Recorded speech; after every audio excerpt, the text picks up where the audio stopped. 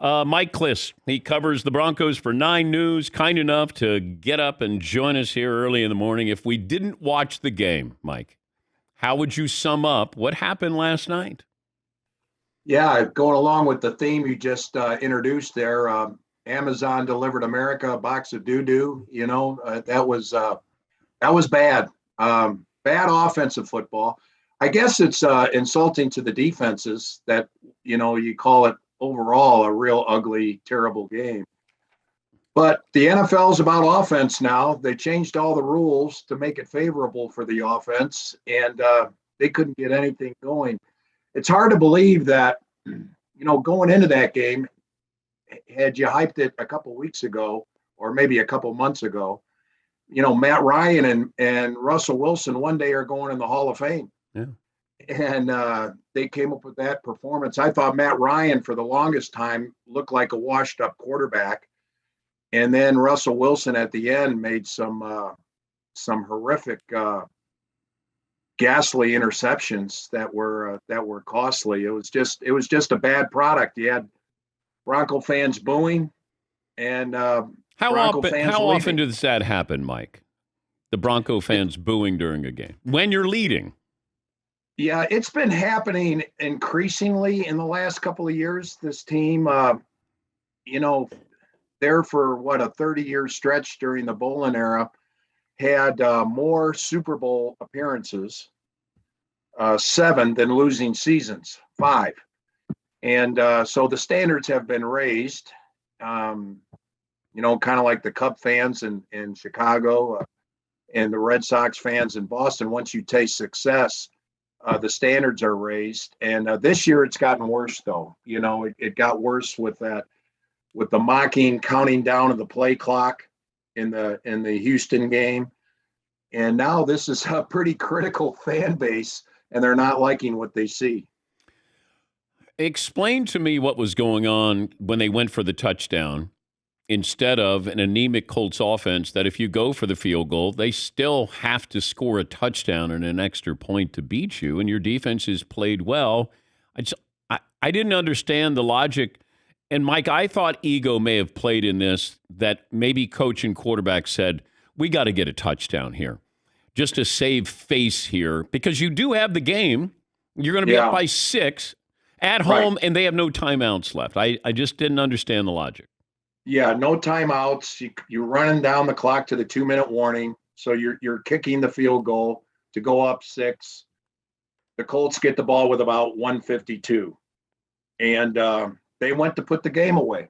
That was the decision to make. You can't throw an interception there, obviously. But if you're running the ball and taking the 6-point lead, that is, you're not risking that. I think Hackett was probably confident that Russell Wilson wouldn't throw a pick there. And, Russell saw things there with Tyree Cleveland, who's, he's barely been on the field this season. He was their number 5, number 6 receiver last night. And to go to him on a post pattern, that was a head scratcher, no doubt. And then that was one big decision. And the other one was the 4th and 1 at the 5. And they were under center. It looked like they were going to run the ball for the first down, which, of course, they could have done and then gone goal to goal from the 4 or the 3-yard line. And they went for it all right there. And, of course, Russ went over the middle. And was it Gilmore again that knocked it away? He was the wrong guy to go after. I just didn't understand that, and Kirk Herbstreit said it in the moment. They went to the line of scrimmage and it was like, we're going to get the play off quickly, and then, you're going to get the first down, and then they called timeout. And I thought, yeah, they said they didn't like the look of the Indy. That's what Hackett said when they went up to the line. They didn't like the look of the Colts defense for their running play that they had called. So they and that play that they called, that's one of Russ's favorite plays. They work on it in practice. That's Hackett likes to play. Russell Wilson likes to play. I just think in that pressurized moment, Russ didn't go right. Hamler came off that pick, but Russ never looked that way. And the result was what it was. I just mentioned, we're talking to Mike Klis, who covers the Broncos for 9 News in Denver. I mentioned that over the last 28 years, 18 coaches have been one and done. And I don't know, the Walton family didn't hire Nathaniel Hackett. You can't fire the quarterback. How much pressure is Nathaniel Hackett facing here right now? I was asked that on radio before the game, and I said, there's no way.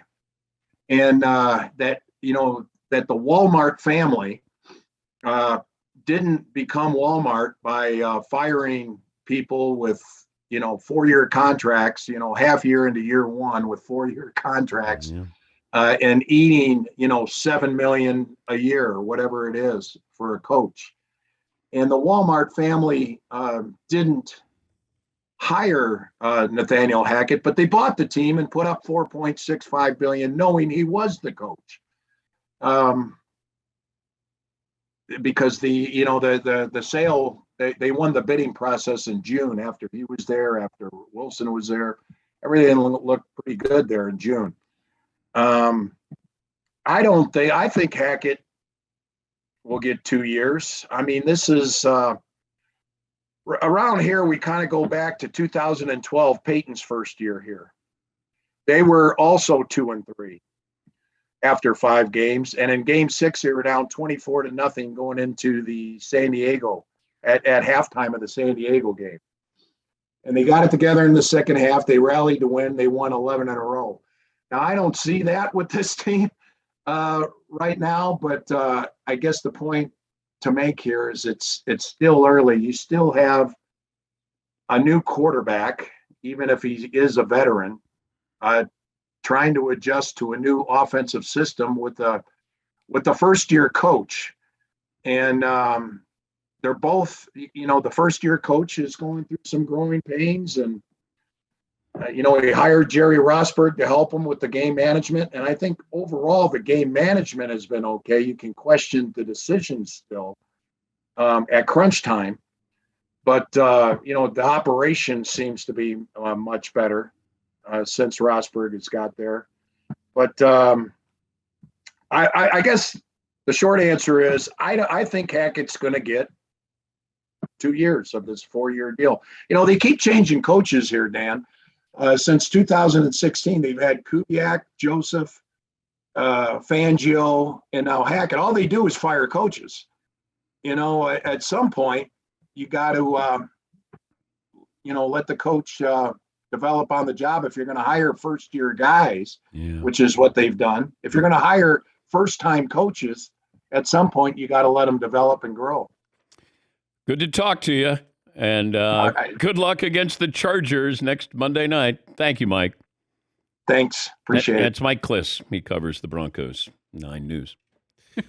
That sounded hopeless. Yeah, it did.